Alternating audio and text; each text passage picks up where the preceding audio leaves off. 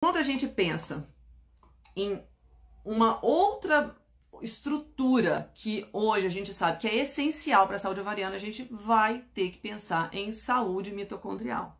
Se não pensar em saúde mitocondrial, a gente não consegue pensar efetivamente em como melhorar esse ovário, né? Então, hoje sabe-se que as mitocôndrias, elas têm dois pontos ali, né? A gente precisa pensar em dois pontos: em estimular o funcionamento dessa mitocôndria e proteger essa mitocôndria também do estresse oxidativo.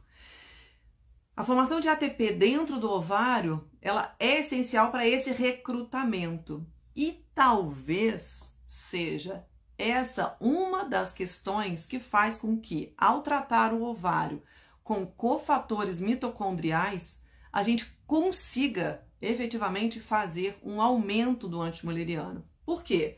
Se eu pensar que o antimuleriano, ele aumenta a partir do momento que eu aumento o recrutamento de folículos, então eu vou pensar que tudo que aumenta esse recrutamento tende a aumentar o antimuleriano. E uma das principais coisas que aumenta o recrutamento é a formação de energia. E como é que eu melhoro a formação de energia dentro do ovário? A partir da melhora da função mitocondrial, da atividade da mitocôndria, né? Expressão e atividade de mitocôndria.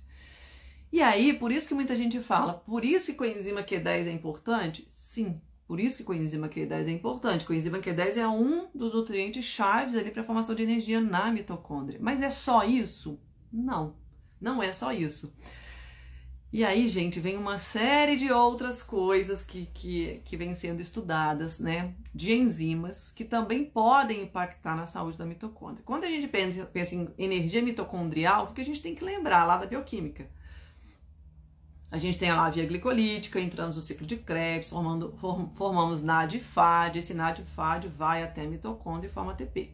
Se eu não tenho essa via glicolítica, esse ciclo de Krebs girando de forma normal e saudável, eu não consigo gerar energia na mitocôndria também de forma saudável.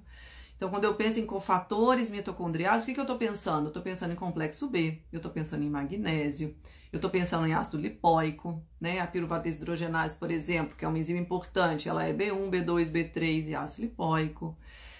Se eu não tenho essa coenzima Q10, eu também não consigo fazer transporte de elétron dentro da mitocôndria de forma adequada. Então, eu tenho uma série de coisas que eu preciso avaliar nessa alimentação, uma série de suplementos que eu preciso avaliar para que eu consiga efetivamente ter uma formação de energia boa, tá? Só que quando a gente vai pensar em saúde ovariana, muitas vezes a gente fica pensando em micronutrientes. A gente também sabe que cálcio é muito importante para o processo ovulatório, né? A gente bate muito nisso, né? Que poucas pessoas olham ainda para o cálcio. A gente sabe que deficiência de cálcio impacta negativamente nesse amadurecimento folicular. A gente sabe que deficiência de ferro também impacta negativamente, também deficiência de ferro impacta negativamente na formação de energia mitocondrial. Então a gente precisa ter um olhar um pouco mais amplo. Agora, existem hoje, por exemplo, a questão sendo estudada, a questão da circulação sanguínea. Quando eu pego quando eu imagino como esse nutriente vai chegar no meu ovário, eu preciso entender que é através da circulação. Quando eu penso que o envelhecimento por idade, ele também afeta a questão circulatória, eu também posso imaginar que eu posso diminuir a chegada de nutrientes neste ovário. E se eu, por exemplo, igual tem um trabalho do final do ano passado que fala, eu gerar uma hipóxia nesse ovário, eu posso alterar algumas enzimas, dentre elas aquela tal sirtuína 1, que é uma enzima que estimula o quê? Biogênese mitocondrial. Então, se eu pensar que eu preciso também melhorar o processo circulatório, que eu preciso também estimular a sirtuína, hoje a gente sabe que existem 7 tipos de sirtuínas, né? E a gente tem as 7 no ovário. E a gente aqui tá falando de apenas uma, né? Que é a sirtuína 1. E ela é responsável por fazer estímulo de biogênese mitocondrial. Se eu faço estímulo de biogênese mitocondrial, eu faço estímulo de formação de energia mitocondrial e de energia ovariana, né? Que move esse ovário. E aí é que vem também hoje a descoberta de que não só macronutrientes, porque a gente sabe que se a gente tiver uma alteração na dieta de gordura, carboidrato, tem pessoas que com dietas extremamente low carb respondem mal em termos de produção de hormônio e isso é individual, não são todas, mas sim, tem mulheres que têm alteração menstrual em dieta extremamente low carb. Então a gente sabe que equilíbrio de macronutrientes é importante. E a gente, mais recentemente, começou a descobrir a importância de nutrientes para a gente manter essa saúde do ovário e prolongar também essa vida ovariana, né? Essa vida reprodutiva. E hoje a gente pensa em fitoquímicos, não só mais em vitamina e mineral, mas a gente também começa a pensar em fitoquímicos. E fitoquímicos atuando aonde? Em sirtuína do tipo 1.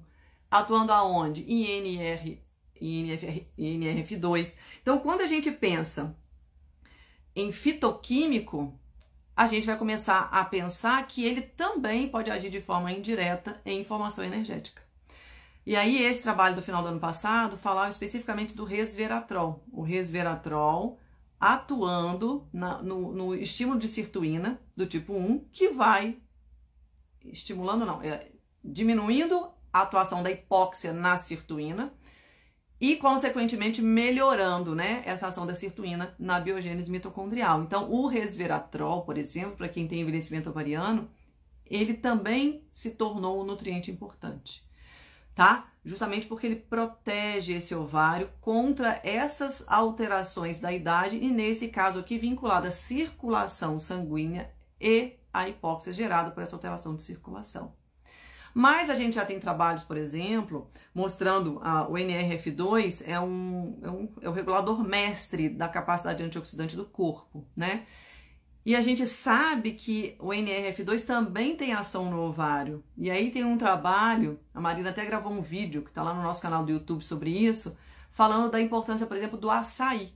Então, o açaí estimulando o NRF2 e esse NRF2 tendo efeitos positivos na saúde do ovário. Então, aí a gente já começa a pensar, né, em alimentos fontes de resveratrol. A gente pode fazer a suplementação de resveratrol de forma isolada. O próprio açaí na alimentação, mas a gente também tem o açaí liofilizado, né, que a gente mais concentrado, que pode usar por cima de preparações. E a gente começa a pensar em outros nutrientes que estão associados aí a essa saúde do ovário.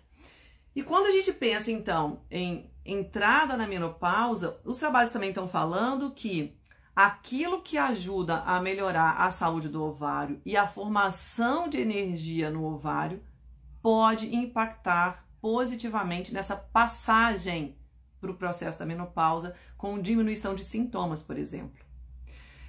E aí a gente fica pensando que talvez o foco hoje ele saia do oócito e do folículo e passe aí para as mitocôndrias, né? Não só nessa questão da ovulação, não só na questão do envelhecimento ovariano, que foi por onde começou a maior parte dos trabalhos, mas agora também nessa modulação de sintomas da menopausa, tá? E aí isso pra gente que já tá nessa área há muito tempo é muito interessante. Por quê? Porque isso foi uma coisa que a gente já começou a ler há uns 6 anos atrás, mas a gente não via ninguém falando sobre isso.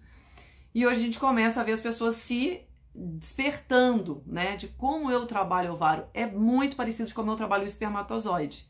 O espermatozoide também, a formação energética é a partir de mitocôndrias, né? A diferença só é que o ovário ele tem uma capacidade antioxidante própria, o espermatozoide não tem. Então ele depende de uma defesa antioxidante externa. O ovário ele tem defesa endógena ali própria.